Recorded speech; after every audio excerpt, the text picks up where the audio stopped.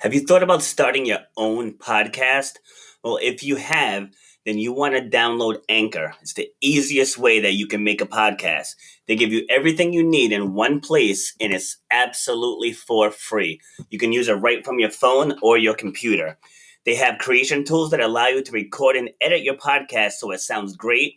They'll even distribute the podcast for you so it can be heard everywhere, like on Spotify, Apple Podcasts, Podcasts, and others. You can make money from your podcast with no minimum listenership. So if you were thinking of starting your own podcast, you want to download the Anchor app or go to anchor.fm to get started. Happy Friday, ladies and gentlemen. This is episode number 124 of Shut Up and Grind with your host, yours truly, Robert B. Foster. I'm not rocking the tank top today because I'm excited for the first time since October of 2019. My fitness team and I are heading up to New Hampshire for the Spartan Super. So I'm rocking my Spartan Super shirt today. So it's a very exciting thing. So most people know I'm a diehard obstacle racer. I love this stuff. So not being able to do it for the last year has really, really sucked. So we've done a couple of races so far, but this is the first Spartan of the season. So I'm rocking the Spartan gear. All right. So if you're new to the show, please make sure you like, share. And who's this? This is Jennifer. I'm so jealous. Sorry, Jen. Sorry. So if you're new to the show, it's about overcoming obstacles. We talk about you, and we share. I'll share my personal stories. I'll bring guests on to share their stories of how they overcame things when life threw them curveballs. Because we're all gonna get thrown them. Nobody has an easy shot at life. Even people who are born into financial security still have to put in work to keep it. Because we've seen people hit the highest highs, and we've seen those same people hit the lowest lows. So everybody goes through it for whatever reason. So everyone does. So I want you to just understand that there's ways through it. Okay, there's ways through it. And the purpose of this show is to show you the how. So because anybody can talk about what happens to them. Sorry, I just got thrown off. Because I keep the live feed on my phone, but I must have hit yesterday's show.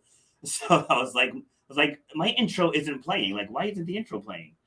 So, any which way. Okay, I'm back in action now. We got Marcy's episode here. All right, yeah, so we show you the hows. And why should you listen to me? Allow me to introduce myself.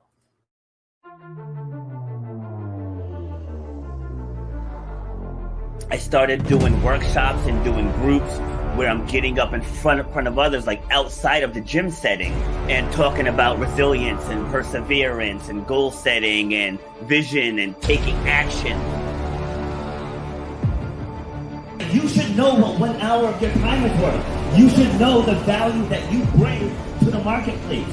You know what your passion is.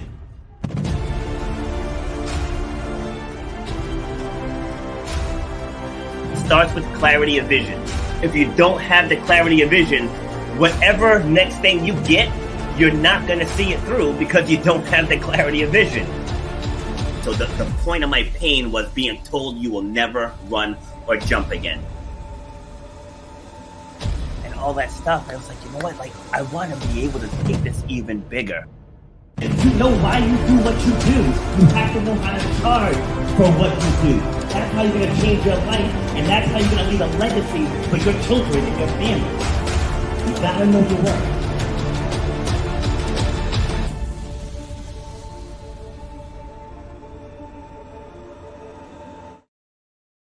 All right, so that's a little snapshot into what I do and why I do it.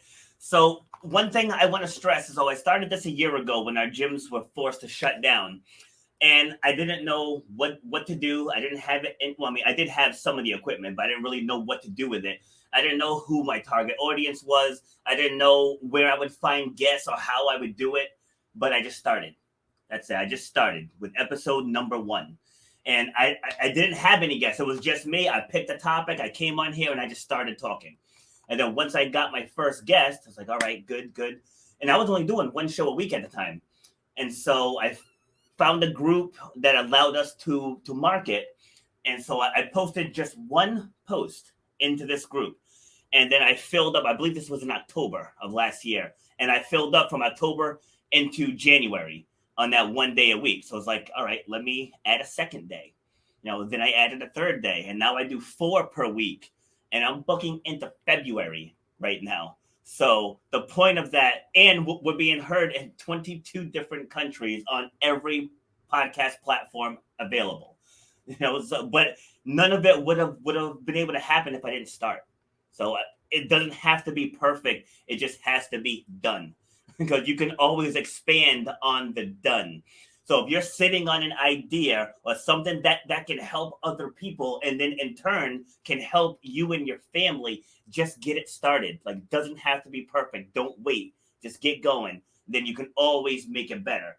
The worst thing you can do, and I'll even use the gyms as an example. There's people that build beautiful, beautiful gyms, state-of-the-art equipment and the flooring and the turf, and you got all the machines, but you also have a mountain of debt and no clients. So like, I started mine in the spare bedroom of my house. And then I moved to my garage. And then I moved to a local park. And then in time, I was able to open a 5,000 square foot facility. And we were profitable from the first day, because we went into it with almost 200 clients.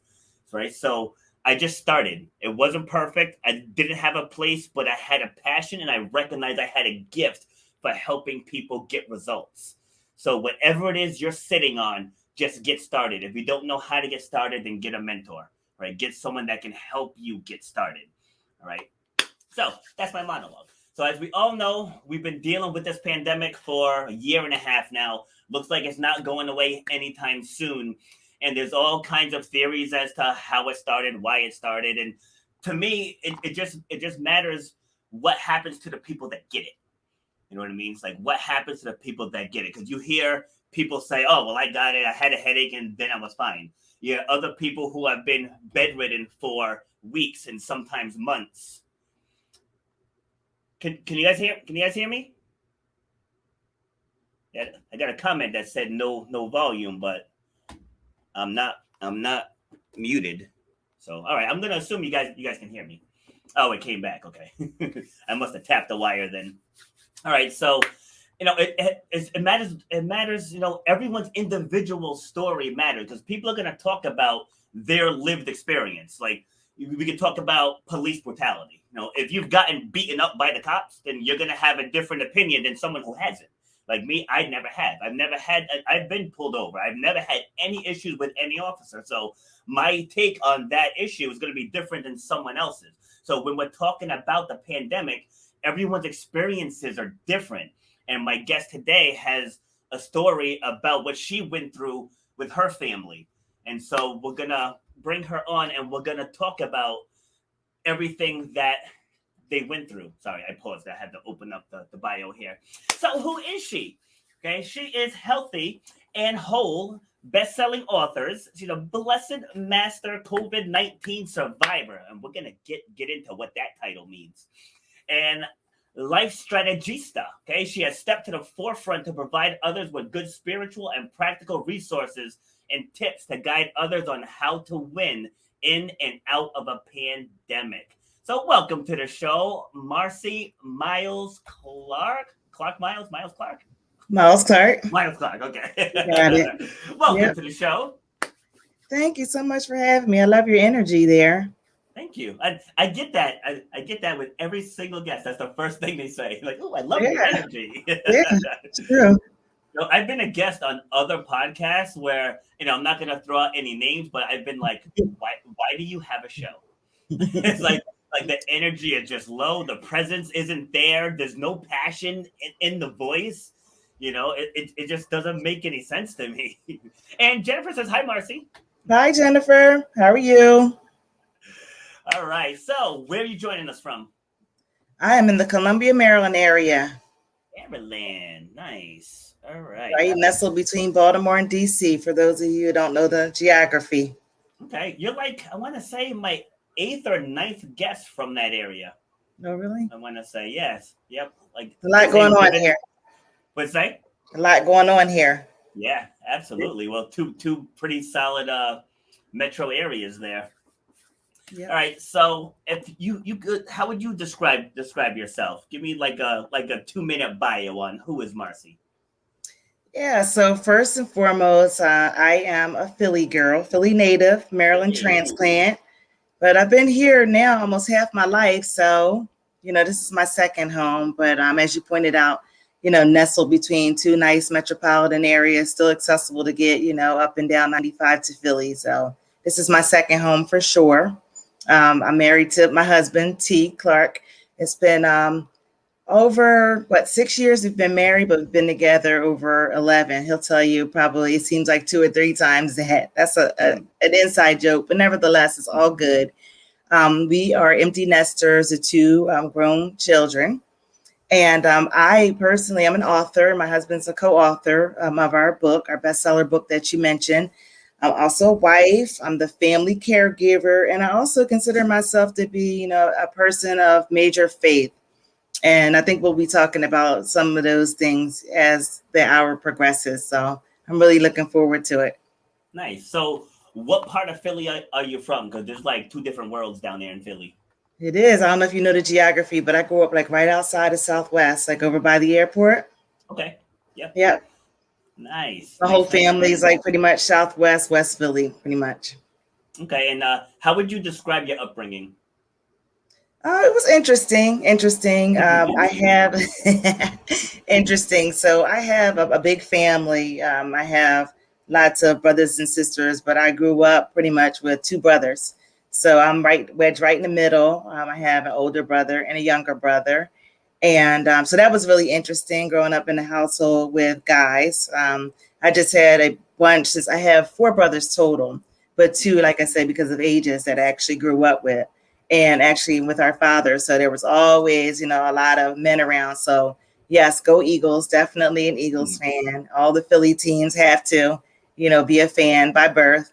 And, it's just an interesting environment. I mean, we were literally like right on the city line. So kind of like city, suburb, the best of both worlds. Yeah. And, so I'm pretty well-rounded as a result. I feel like, I'm a little bit of a chameleon.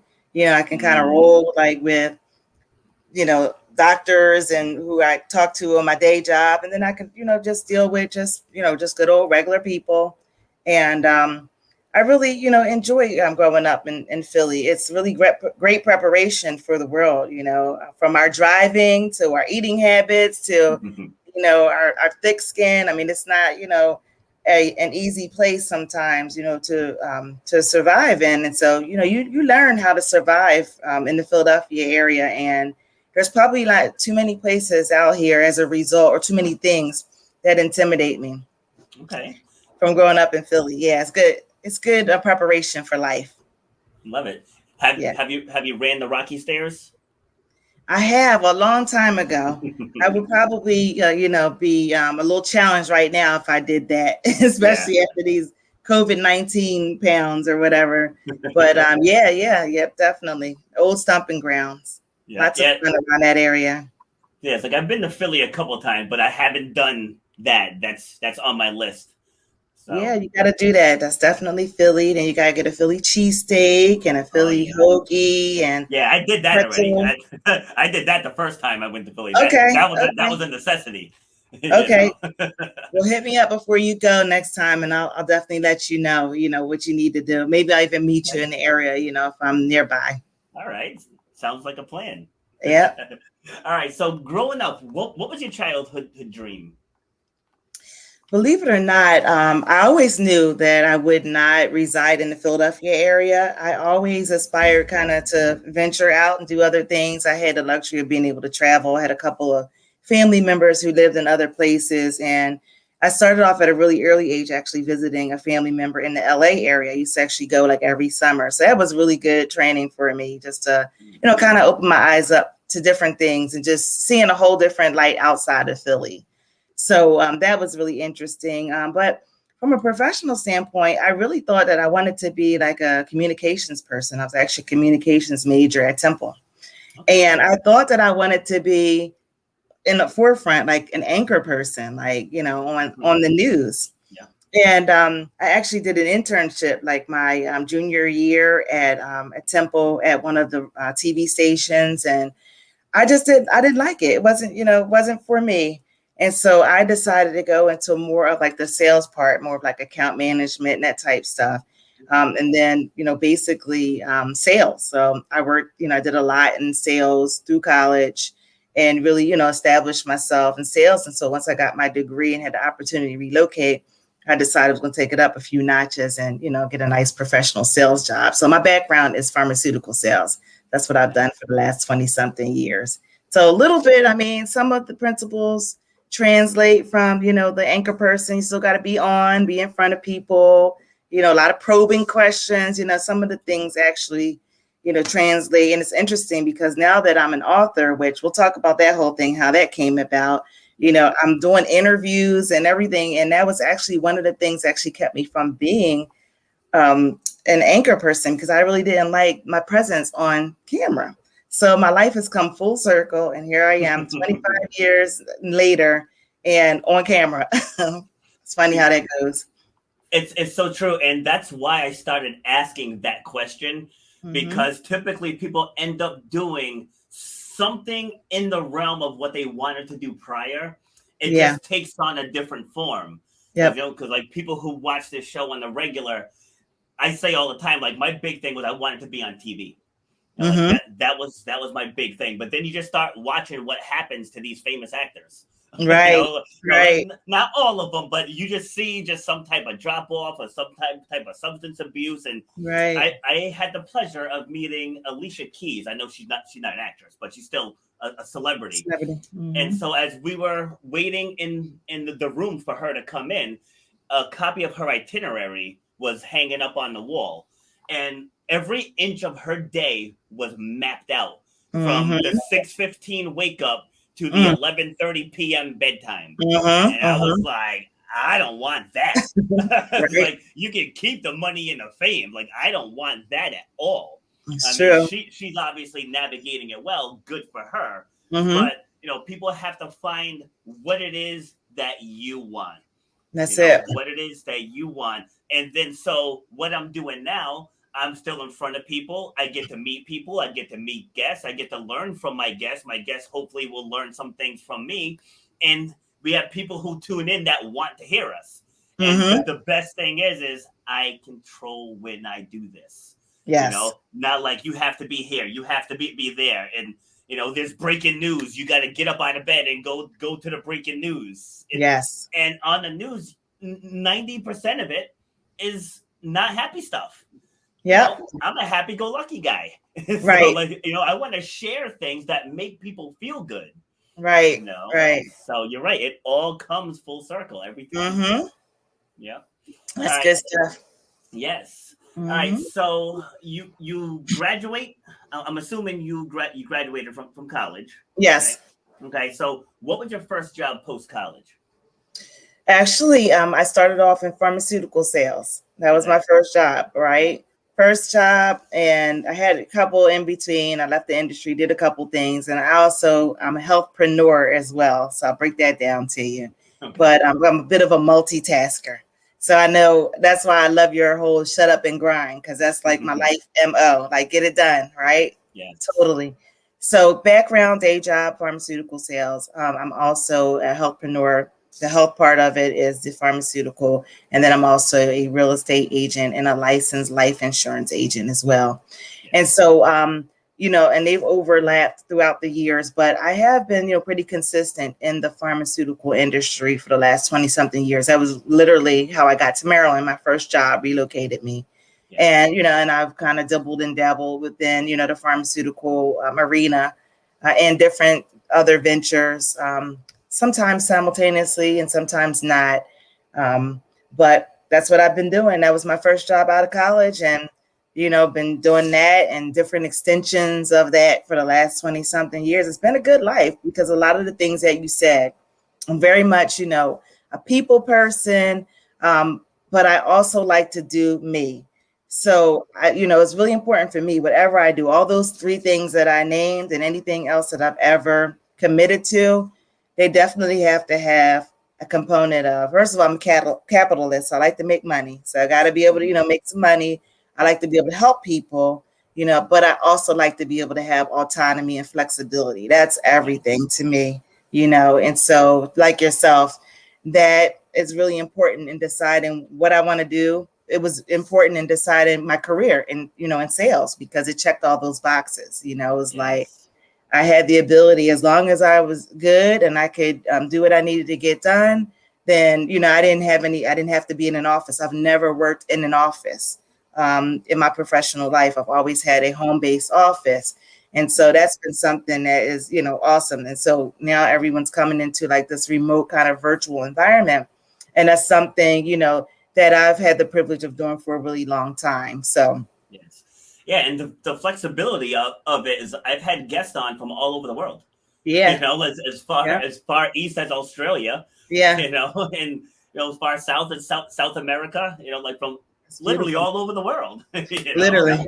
Yeah. So yeah, it's just amazing how connected the world is, and Yes. people just choose to focus on things that don't serve them when there's Right. so many that, like, again, I mentioned almost every show, you're gonna find whatever you look for.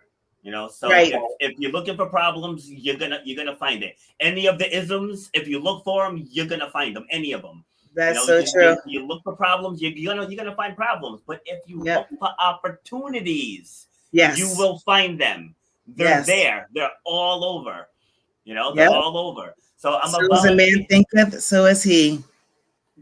Say that again. Basically, whatever a man thinketh, so is he. So Yes, start there. exactly. Whatever you think. If you think positive thoughts, that's how it's going to go. If you think Yes, negative, that's what you're going to bring into your space for yes. Like sure. I said to one of my fitness clients earlier, she was talking about finding a doctor that will tell her she can run again. I said, why do you need a doctor to tell you that? Exactly. Decide for yourself that you're going to run again. Exactly. I said the healing starts up here, and the Absolutely. healing of any type. It doesn't matter what you have gone through. You have to make the mental decision to move on from it. Completely. And moving on doesn't mean you forget. Doesn't mean you surrender. That just means you're allowing yourself to heal and move forward. So Yeah. take me through how you met your husband. So interesting. So I am, like I said, prior to, COVID and having, been thrust into this whole thing with the book and everything, I was pretty low key in my private life. So I don't do a whole lot of, virtual social media and that kind of stuff. So the funny part is that my husband and I actually met on the internet. Okay. And I'm the least likely person that would probably meet somebody on the internet just because I don't, I'm not out there like that, and him either. But the funny thing is that so we met back in the spring of 2010, and the short story is that I like Dr. Phil. That's my boy, and Steve Harvey. We met actually on the Steve Harvey website. It was called Okay. Locate Your Love, and I don't think he has that anymore, but I just got on there because he was on the Dr. Phil show and he was talking about his website. So I just went in there and just checked it out, just created a profile, and then just kind of let it be. I didn't even think about it much more than that. Yeah. And then lo and behold, I guess my husband was doing the same thing. He was led to do the same thing, and we ended up connecting. And so, I'm in the Baltimore, D.C. area, and my husband at the time was living pretty far out in Virginia. We were probably a good maybe 90 miles or so between us. We would have never have met.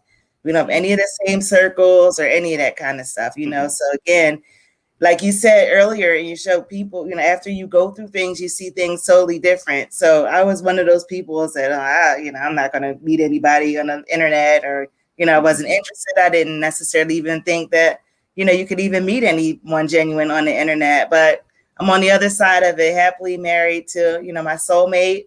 And we definitely are advocates of, dating online. As a matter of fact, a lot of our friends now have met on the internet pretty much, and what we're finding is that in our age group anyway, that a lot of people are pretty much in the same boat. They don't really, they go in the same circles, and even less now with, with COVID and not just being able to interact, but, we go to church, we go to work, and, pretty much to the supermarket and all that kind of stuff. And maybe, some social circles, but if they're not in those probably 4 or 5 places, then, it's kind of hard to meet people nowadays. So, we found that a lot of our friends have met their significant others as well in the same, situation. So No, when we're done, when we're done, go back to my schedule link and book another episode because okay, I want to talk about that specifically okay, about the online dating because you hear so much stuff about that.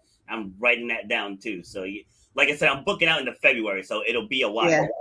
You'll have to have us both on your show if you really want to have an entertaining show. They call me and my husband Martin and Gina because we go back and forth. And it's I hear you, Jennifer. Do your thing.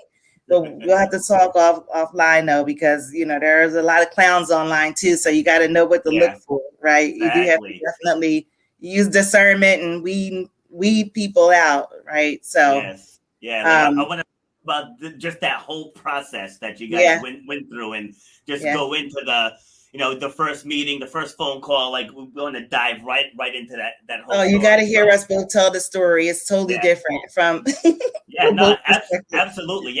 We'll take you both on. All right, so take me through the pandemic. Like, so when it first hit, how did it change your lives up until what happened?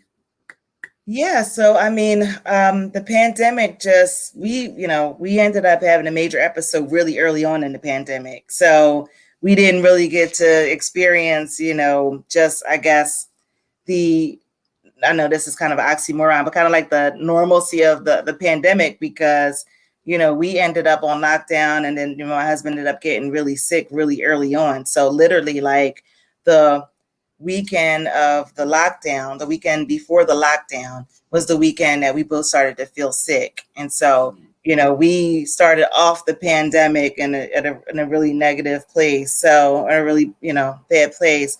And it just kind of just went, awry from there. So there were, at the beginning, and I don't know if you want me to start to get into my story or. Dive in. Okay. So, my husband and I, like I said, we're pretty much social butterflies. We're kind of all over the place. He works in a law firm in downtown DC. And like I said, I'm in sales, so I'm all over the place. Both of us are. And then we have, we go to a mega church and we just have a lot of friends and family, that we interact with. So we're just, we have a lot of different people that in our lives. So the Friday before the lockdown, which would have been March 13th, and actually, which is ironic because today is Friday the 13th as well. But, yep. I just thought about that. So on that Friday was our last work day. And we knew that, COVID was here, but, people hadn't gotten really sick, but employers were starting to shut down. And we thought it was just going to be, probably just a couple of weeks or whatever. And then, the clock would reset and, everybody would be back to life. I think we're all on the same page. We all can agree to that part. Yep. So we both started to kind of, just get tired, feel a little sick on Saturday. For me, I felt like I had a sinus infection. My husband started to rapidly just get all types of like flu symptoms. He had like, he had a fever. He had a cough, or he developed a really bad cough. And he just, he felt sick, chills, the whole 9 yards. And it came on like really fast and furious. And so I just kind of nursed him over the weekend. And, just breaking his fever with Tylenol and, and giving him cough syrup. And I said, his fever was about 99 to 100. And I told him if his fever hit 101 and we were going to go to urgent care. And then like clockwork, Monday morning, his fever hit 101. And so we geared up. Like I said, I'm in the healthcare profession. So I already had the masks and the gloves and all, the whole PPE thing down. And so we went to Patient First, which is a local urgent care in our area. And they were already, pretty much on alert for COVID. They already knew about the symptoms and things, but they did not have any. We were their first patients, literally. And both of us came walking through the door with COVID-like symptoms. So they tested both of us to rule out COVID, tested us for strep, RSV, and flu, and we didn't have any of it. But because of my husband's symptoms, they made us go over to the hospital and referred us over to the local hospital for COVID testing. Just to tell you just how new it was, urgent cares then weren't even doing, equipped to do COVID testing, so we had to do it at the hospital. Okay. So we go over to the hospital, and we get our COVID test, and then 24 hours later, we got our results, and our results were positive. By that time, my husband's really feeling miserable, so I was in touch, with his doctors, and just kind of letting them know what was going on. And my husband is very active, and both of us active, and he's also a former athlete. So he's been in your world, he's been athletic all his life, all through school, through high school, college. And so, but he has allergies, and he also has controlled asthma. So he has doctors, but he's not on any medication or anything, not sick at all, the picture of sick at all. Yeah. So I called his, I was in touch with his primary care doctor and his pulmonologist, and his pulmonologist says, look, keep an eye on that cough. If his cough gets really bad, I need you to, give me a call back, and we'll send him in for observation. So he started to feel a little better as the week progressed, but his cough was still lingering, and the weekend was approaching, and I started to get uneasy. So I called the doctor.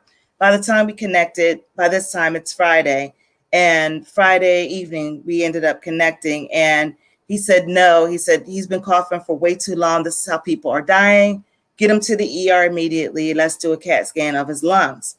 No more, enough said. So we were at the hospital within an hour, and we had a good ride there. I gave him some Tylenol with codeine, which the doctor prescribed earlier in the week for his cough. So he slept peacefully. We were just good. I had my little faithful music on. My spirits were good. I just had a good feeling. I thought everything was going to be good. So we get to the hospital, and the doctor had actually called ahead for us, which ended up saving his life. And I'll tell you more about that in a minute. But again, to put things in perspective too, we were the 4th and 5th diagnosed in our county. So single digits. That's how new this is. Okay. Yeah. Just to, bring that home. So we get to the ER, and the nurse actually is waiting for us on the curb. So that in itself was just a blessing.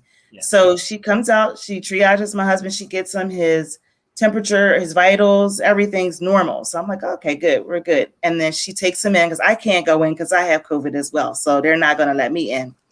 So he goes in to the ER, and I park my car. And I parked my car with the intention of him going in, getting a CAT scan, maybe getting a treatment or something, and coming out and being on his way in 45 minutes or so. So about 45 minutes, I'm sitting there in the parking lot, and I don't hear anything. And I'm starting to get a little nervous. I called my husband's cell phone. He didn't answer. He calls me back 5 minutes later and puts the doctor on the phone, the ER doctor. The ER doctor says to me very vividly, things are a lot worse here than we envisioned, and we're going to need your permission to do an emergency intubation. So for you people who are not health care folks, that's ventilator, on the ventilator, tube down your throat, knocked out, medically induced coma. That's what that means. Okay. Wow. So I'm sitting there like just startled, as you can imagine, just a whole bunch of emotions, and I'm thinking, is my husband going to die? Am I going to get sicker? Was this the last time that I saw him for, 45 minutes ago? Was that the last time that I saw him alive? Am I going to see him alive? So anyway, it just gave me chills. I know. It's wow. I tell you, it's been, about 16 months or so now, but every time I tell this story, I go right back, and I feel I'm right back in that car having that conversation as if it were, for the first time. Yes. And but the good news is that he's sitting here beside me. He's healthy, he's alive, he's well. So I will tell you all that, because I know that this is a positive story, and so, or positive show. But that was the first time, the last time that I ended up seeing him. He ended up being in a coma, in a medically induced coma, for 28 days. Oh, wow. And yes, for 28 days, and at Johns Hopkins. And he actually ended up in the hospital for a total of 46 days, 28 days on the ventilator, 46 days in the hospital. And so, again, as I told you, my husband was perfectly healthy, just active. And he came out of the, the coma. We literally prayed him through, hence the name of my book, Praying Wife, Healed Husband, because there were times when we didn't think he was going to make it. He had gotten that sick in a week's time, just scary stuff. And to think that somebody who's healthy can really just, see their life just change, in front, see such a drastic change in such a short period of time. So there's so many different lessons in our story, you know. Yes. But we ended up, you know, I formed a prayer group. Like I said, I'm pretty faithful. Prayers, you know, and prayers and faith have gotten me through some other situations. That's the only thing that I know, you know, get my back up against the wall. It was me. I was just me and God in the parking lot. I don't have anything else to do but pray. There's nobody else that's going to be able to get me out of this situation. And so we literally did that. You know, we prayed. I started a prayer chain. And then I ended up forming a prayer group, which ended up becoming international during the lockdown. Everybody's at home. And like I said, they were just intrigued by our story because it was so early on. Yes. There was no, you know, there were no vaccines, there were no monoclonal antibodies, there was no remdesivir, none of that stuff that people had to fight it with today. And the doctors really didn't know what they were doing. And thank God he was in Hopkins, which was one of the best hospitals in the world, you know, because they didn't know about COVID. They were doing a lot of guessing, but they know about treating patients. They know about how to treat acute illnesses. And so, you know, that just coupled with prayers and good health care, you know, I really just believe were the reason why, you know, he's here today. So, you know, that's our story. We went through a lot of things during that time, 28 days. I wasn't able to see him in the hospital. Again, I had COVID. The hospitals were locked down. And, you know, there were a couple times when they didn't think he was going to make it. I received a call one morning at 5 o'clock in the morning where they told me that his oxygen levels had plummeted to critically low levels.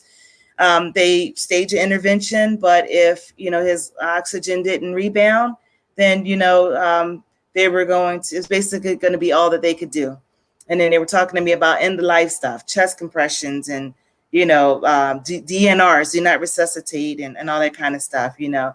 And so, again, and this is a otherwise perfectly healthy person. You know, I'm 48, I was 47 at the time. My husband's 57, he was 56 at the time.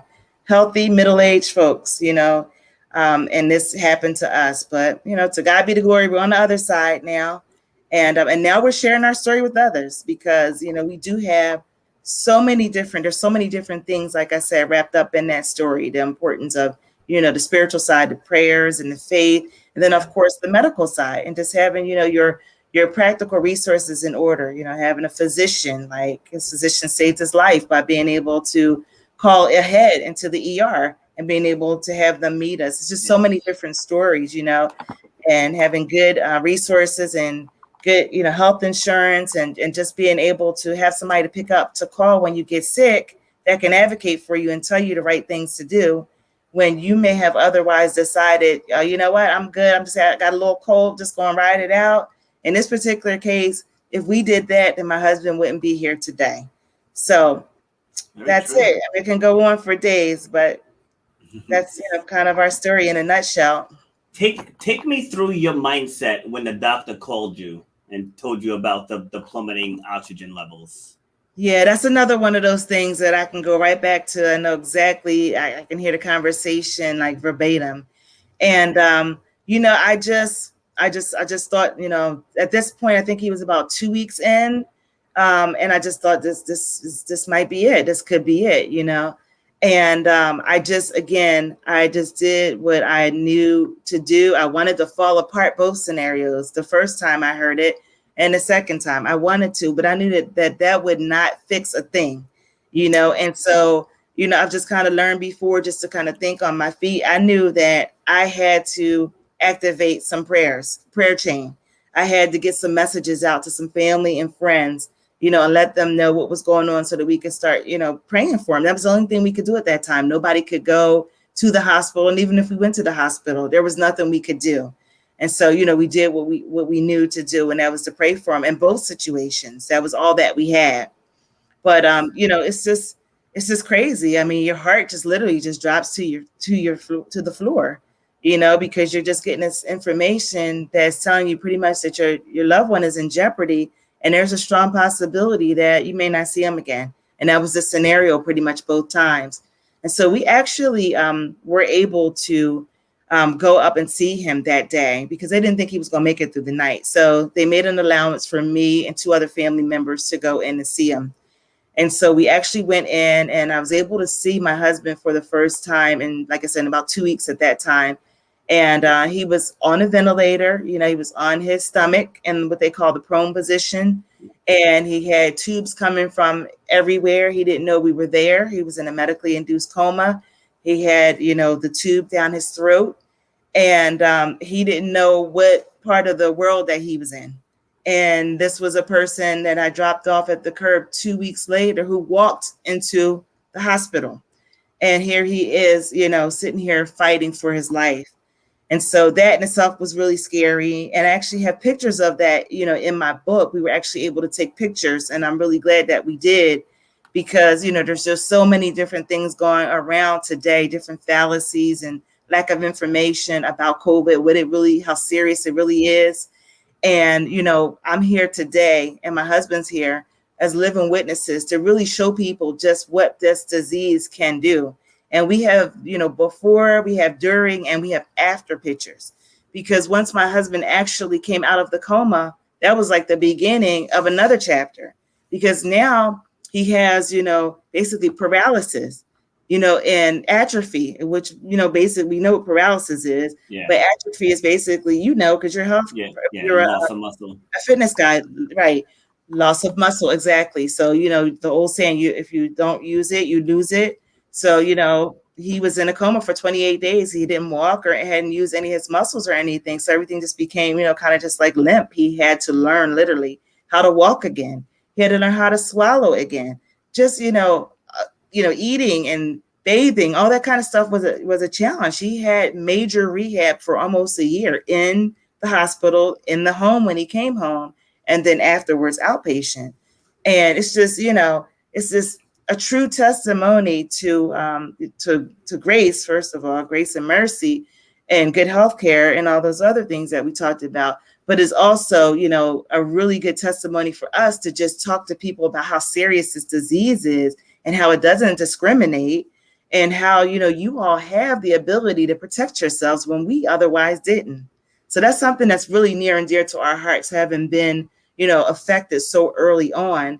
And now being on the other side, like I said, about 16 months later, when there are resources, there are antivirals, and there are, there's more knowledge, and there's more ventilators now, and there's vaccines that can keep you from even experiencing any of these kind of things. And so we're really passionate now about getting the word out to people about, how how this disease is and how you can really protect yourself. So you strike me as a very positive woman, but I have to ask this question. How does it make you guys feel when you hear people saying that it's a hoax? Oh my goodness. I think you already know the answer to that, but the eye roll said it all. I know. I'm so for those that's going to be hearing this on the audio platform, you missed a great eye roll. I'm definitely like very expressive. So if you don't hear it, you will definitely see it, as Rob just experienced firsthand. A hoax. I don't even know where to start. This is so real. And it's anything but a hoax. This is real. It's truly no joke. And I'm here to tell you firsthand. And the other thing is that, again, two different people affected totally different. I am, both of us, again, healthy. I was mild. My husband got the terrible end of it, the worst of the worst, right? And it just goes to show you that you just don't know, no matter what your background is, you don't know if and how you're going to be affected. You don't know if you're going to be a Marcy, if you're going to come through it mild. You don't know if you're going to be T, and you're going to end up having to go through what he went through. You just don't know. But I will tell you one thing. It is anything but a hoax. And I'm here to tell you firsthand, nobody's paying me either way. I don't get paid either way. So, I'm here just to tell you the truth. If you don't believe it, then you need to get our book, page 42, picture on the ventilator. That is far from a hoax. Wow. Yeah. So Jen experienced it too. Yes. You said my experience doesn't even come close to yours, but it has really messed up a good portion of my year. I tested positive April 14th, about 1 week before they opened up the vaccine to my age group. Yes. And I'm just now pulling out of the long haul symptoms and still not back to work. Yes, absolutely. Absolutely, Jen. My husband, same thing. He had some long hauler symptoms as well. He just really started to sleep good here the last couple months. And that was really like when things started to open up, we ended up, really getting away and being able to take a vacation. And I think his body just got to reset. But prior to that point, he was still having issues, and from being in the ER, just, his body just was used to waking up every couple hours from, being in the, not in the ER, from being in the ICU. But, he also experienced, like I said, from the atrophy and all, he also experienced issues with nerve damage in his arm, in one of his arms. So, he had to majorly rehab and get all type of diagnostic testing. He's the one you really want to talk to. I mean, he'll break it down for you from his standpoint. And as a matter of fact, we actually, there's 2 chapters in the book that he actually wrote from his perspective, starting with when he woke up. Because we get a lot of questions, I tell my story all the time. And now that we're on the other side, but he can really, really tell you, from his perspective, just how horrible this is and what it did to him and how, he had to reset and, how his independence was on the line, and which messes with your psyche when you're used to being a totally, independent, successful person coming and going. And now you have to, work, you have to depend on other people to help you go to the bathroom, to wipe your butt, to feed you. It's, if that's not enough to get some people off of the fence to protect themselves, I'm not sure what else to tell you. But, the Clarks are definitely here to share our story. And we really, really, hope and we pray that we're able to touch some lives and that we're able to keep people from going through what we went through. Powerful. It's powerful, powerful stuff. Yeah. Yeah. Is he nearby? He is. He's my executive producer. Bring him on. Bring him on. Yeah, bring him on. Have him share. The timetable here. So I'm praying wife. He's healed hubby. I'm not healed husband. I'm not sure. Are you getting on camera? Okay, there he goes. There we go. Yeah. So first, welcome. Thank you. Hats off to you for enduring all that and pulling through. But just like take us through it in your own words. It happens so fast. It's really kind of hard to comprehend. One minute I was feeling perfectly fine. The next minute I developed a cold. I started getting chills, fevers, and I'm used to having some of those symptoms because I have chronic allergies. Mm-hmm. So I didn't really put too much into it. But when the cough started, that's when it got to be scary.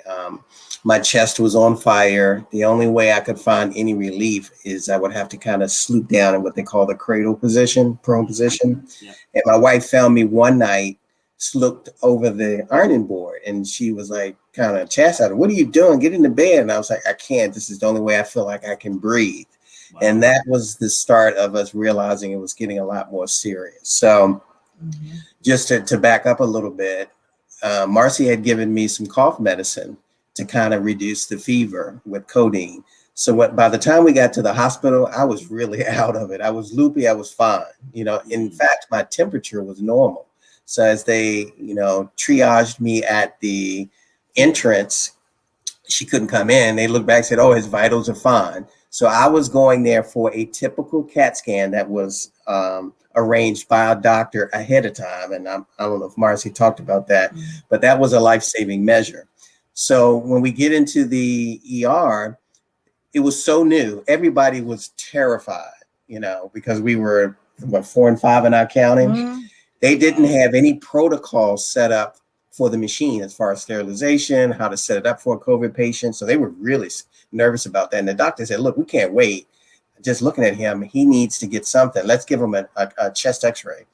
Based off of that chest x-ray, it came back that I was in lung failure. Now I'm sitting in the room waiting for the doctor to come in. And I kind of rose up off the gurney. I said, "All right, doc, I know. Just give me a prescription. I'll get my medicine. I'm going to go home and go to sleep." And he looked at me dead mom, says, "Mr. Clark, no." He said, "Your lungs are failing and I need to intubate you right away." Now, let me tell you, Robert, I was kind of loopy, but that woke me up really quick. And I was like, well, I had to make him say it 2 or 3 times because I thought I was still asleep.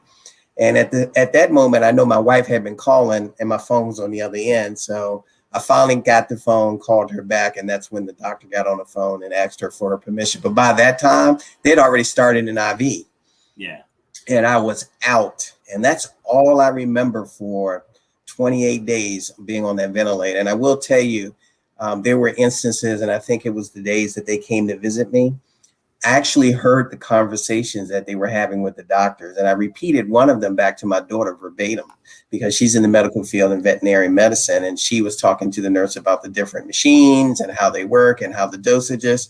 And I remember waking up and I asked the doctor, I said, my daughter was just here talking to you guys. Can you get her to come in? I thought she actually worked there. You know? And when she came over to see me, I repeated this conversation. She was like, oh my God, did you hear that? So when people ask you if you're under and you can hear, you definitely can hear. You definitely, I heard the entire conversation. But, you know, just getting back to waking up in the ICU, I was, Robert, it was tough. It was tough. As Marcy alluded to, they were basically waking me up every 2 hours to do vitals. Yeah. During the day, it wasn't as bad because I was half up anyway, but trying to get any rest at night, that was horrible. And it took me almost a year to get over that because my body was conditioned to wake up 12 o'clock, 2 o'clock, 4 o'clock, 5, 6 o'clock. And it was so frustrating. And then I would be so tired in the morning because I'm just exhausted. But as she mentioned, I came home an infant. I couldn't walk. I could barely talk. I couldn't swallow. I had to learn how to do all that stuff over again. I had to hire a personal in-house aide to assist me with just the basics of standing up, getting to the bathroom, you know. Wow. And I really had to humble myself because I had never thought I would be in a position that I have to count on someone like that other than my wife, you know. And I felt bad for her because she tried it the first night. She was like, I can't do this. You know, I can't do this alone. Because if I was to fall, she wouldn't be able to get me back up, you know. How did that affect you just as a man? It was real. It's funny you mentioned that. It was really tough because I remember in the hospital when I first woke up and the doctors were asking me a bunch of questions. And my first inclination was I wanted to get up and use the bathroom. And that's when I realized I couldn't move. I was paralyzed and I totally freaked out. My blood pressure went through the roof. I remember talking to my wife that night and I just broke down. I was like, oh my God, how am I going to provide for you? How am I going to take care of this family? It froze. It would restore my body, but it was tough. Sorry, say that last part again. It froze. Oh, about I was just saying, speaking with my wife, I was very uncomfortable with the fact that I thought I wasn't going to be able to provide for the family. I'm going to take care of you. You know, who's going to cut the grass? Who's going to do this? Who's going to take care of the family? I said, will I ever be able to walk again? You know, and she was on the back end. It's okay, babe. It's fine. They're going to work with you. But I'm telling you, it was very hard to believe that that was going to happen because I literally could not move. Yeah, it's like, you know, it's called, you know, they're trying to call it toxic masculinity now, but it's a real thing. Like, it's a real thing. Like, we are wired to provide and protect. You know, like that's what testosterone does. Because like when I had my knee injury in 2009, I was 34 years old and I was at home with a walker and my ex's cousin had to come to the house to babysit the twins and me. And me. So, like she would help me get to the bathroom. Like once I got there, I could go on my own, but she would help me get there. She'd make my lunches for me. Like, and I never felt less of a man than that moment. Because it's like, yeah, like people don't understand. Like that hurts our soul when we can't provide. You know, it's not an ego thing. It's like it's what we're born to do. Exactly. You know? So when that gets taken from you, like it hurts you deeply, like deeply. So that was why I wanted to ask that. Yeah, couldn't have put it any perfect. You're exactly right. Mm-hmm. Yes. So you guys write the book together. How was that process? Yeah, so our book actually, I know, it's interesting how that came about. The whole time he was in the hospital, I was journaling on the back end just for mental health, clarity, all that good stuff. And then I was sending out texts to my prayer group and to our family with updates. But when I was also talking to his providers on a regular basis. So I started off with little sticky notes, and then they ended up basically becoming full sheets of paper. And so before it was all said and done, whenever I would talk to somebody during the course of the day, because I'm talking to his providers 5 and 7 times a day, I ended up having a binder full of notes, literally just like, with progress, kind of tracking, from the last time I talked to him to the next time. And, and I was doing this all really just to stay sane, really, and just to stay organized. But as it turns out, I ended up just having like a significant amount of content after he, started to recover. And again, we had a lot of interest in our story because he had gotten so sick so fast, and it was so early on. And so we had, a lot of like media coverage and stuff. They actually filmed his hospital discharge, and they actually wheeled him out in a wheelchair, the whole 9 yards. And so, and they followed us and did updates and things. So people were really interested in our story. And so I just had like friends and, family just say, you really should think about writing a book, and I hadn't thought about writing a book. I was on 100 literally last year between, job and, because I was still working remotely and doing, my other stuff and taking care of him, and I was just not at all thinking about writing a book, and definitely not a survival story. If you would have asked me before, I would have said I probably would have wrote a book on real estate or insurance or something. But anyway, as it turns out, a lot of interest in the story, and we had a bunch of content. And so, it wasn't that far-fetched, when we started to get some of those ideas. So, we thought about it, we prayed about it, and everything just really came together. Like you said, I don't know anything about writing a book whatsoever, right? But I knew what I needed to do. I had a message at this point. We had a message, and we know that we needed to get it done. And so what we did was just what you say. We got it done. We didn't know anything about book writing. So what we did was we consulted with people who know how to write books. And so, so that's, what we were able to do with our content. We just, got some good editors and stuff to help us, to form the storyline and organize everything. And before we know it, we ended up with a book. So, the book was really, again, like from my perspective, but as I was writing, I was like, hey, babe, you need to write. Like, I need you to put a couple chapters in here because people want to hear from you. Like, you need to tell the story. So he did that. And it was actually great because it was part of his recovery. He was at home at the time. He was doing inpatient or in-home and physical therapy and stuff. And I think that it really just, I think it really just helped him. It was very therapeutic. And it actually gave me more of an insight on what was happening when I was on the ventilator, because a lot of the stuff I was unaware of. So we have a funny story. We'll talk about it later. But she's, I'm Martin, she's Gina, and every 5 minutes I'm yelling and says, I can't read this. What does this symbol mean? So I gotta tell you this real quick. So like I said, my book, I was writing for me, my notes, right? My progress notes. I never intended for anybody else to ever see them. This is like writing like your journal, right? Yes. So I didn't know at the time I was writing a book, right? I'm just writing for me. So when it came time for us, when we really decided to write a book, I had, a binder like this, and I literally had to get my notes transcribed into text. So, into font text. Yeah. And so I was going to, outsource that, but my husband was there and he's good at that kind of stuff. And so he ended up doing it.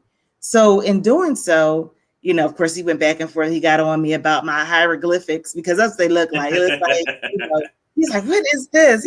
But he ended up translating all of my notes and literally typing them out for me. And so it ended up just being, just a nice collaborative effort. He really, really participated. It's really, truly our book. Like I wrote the majority. He has his chapters, but he helped me. He definitely organized them. And, it was really just a good opportunity for both of us because like he said, he got to kind of get inside my head and find out what I was thinking and how I was feeling, when he started to transcribe my notes and stuff. And he didn't even realize, again, because he was under for 28 days, he didn't even realize my notes were from the outside, from my perspective, what I was observing and hearing and feeling and thinking. And so he had no idea of what had gone on the outside while he was under. So he got to really, truly just like kind of understand and relive that whole thing. So that in itself was really impactful, and it really, really helped, our relationship. And I think it gave him purpose and a lot of different things when he was, at some lower points. So you use the word therapeutic. I want you to give a message to my sister. Okay, so she had a brain aneurysm burst in 2016. Those things only have a 20% survival rate. 20%. So she's still here. And she's just like angry that it happened. She's just angry. Because like she was always very independent. She was athletic. She's very involved in schools. She's a special education director up in Massachusetts. And I've been trying to urge her to tell her story. I said, if you tell your story, it's going to help you heal. Right? It's going to help you heal. So I promise you. So I got her to do an off-air interview with me. So like she didn't want to record it. So we spoke on the phone for an hour and she opened up about it.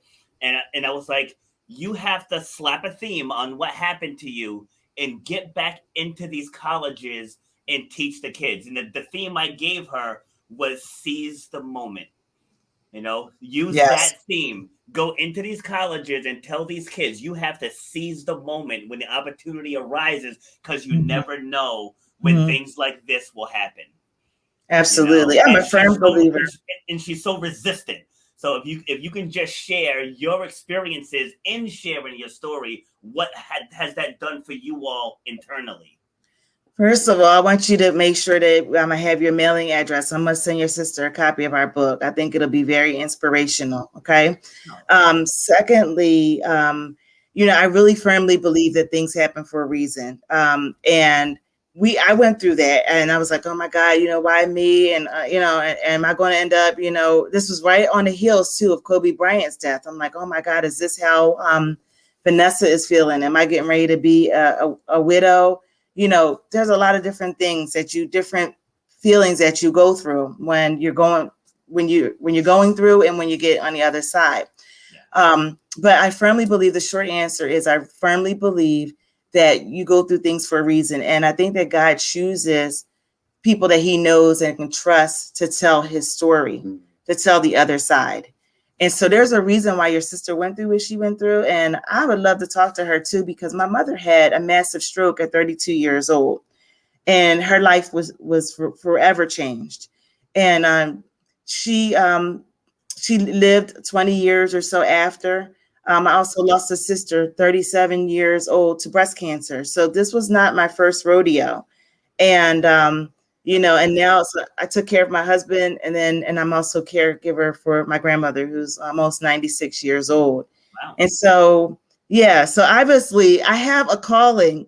I don't, so I really truly believe that, these things happen around me, to me, because again, God knows that I do know how to handle it, for one. And secondly, he knows that he can trust me to tell the story and to do what I need to do to get on the other side and then tell the story once we get on the other side. So that's my perspective. And then T, you want to answer that question? I just think it helps, your mind, your body, and your soul truly come to grips of what happened. Sometimes you just need to grieve and release. And, for me, transcribing her notes was a way for me to kind of understand exactly what happened. I knew I was sick and I knew I gotten deathly ill, but I didn't realize the magnitude of what was going on behind the scenes and with my family and what everybody was thinking and what everybody, most importantly, was doing for me, for my recovery, as far as the praying. So it really, really helped me a great deal. And my husband, like I said, he was like a superstar, and all of a sudden he found himself in a really low place. And so, he had a really hard time initially. And I just had to keep him, positive, praying. We had a lot of love and support around us. That's very important as well. And you just got to, again, like you and I talked about in the beginning, you really have to keep your mind right, because your mind is so vulnerable at that point. I mean, you literally can go either way. Your mind can tell you, oh my God, what happened? Why me? All those things can take you to really low places. Or it can tell you, you know what? You got this. You got this. There's a reason why you went through this. It's not the first time you went through something. You've seen how God has delivered you through other things. You're going to get through this. You know what I mean? And that's what you do. And so my husband and I, we have this thing where, like, he endured the physical I went through, the mental and the emotional, on the outside. He went through all the above, and I went through the mental and the emotional on the outside. But I can honestly tell you that he was determined that that was not going to be his fate. And he'll even tell you, like in therapy and different things, like you said with your other friend, why are you waiting for somebody to tell you can walk? My husband said, listen, I got to get up out of here. I got family to get home to. I got stuff that I need to do. What do I need to do? What do I need to do? He said to his therapist, what, benchmarks do I need to obtain to be able to get up out this piece?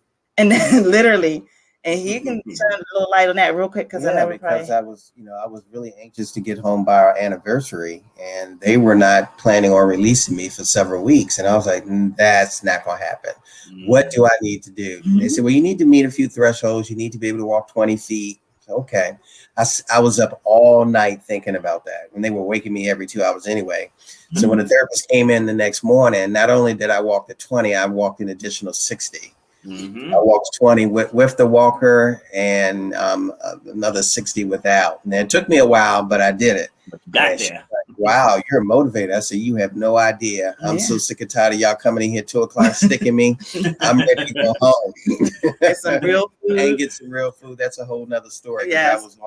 I had a feeding tube and I couldn't eat or swallow. And the stuff they were serving me, I was like, you got to be kidding me. My fat boy likes to eat, so he wasn't feeling that. Where's my steak?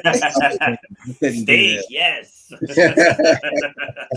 Wow. So time flies, man. Yes. Time flies. Yes. But I want to thank you both for taking the time.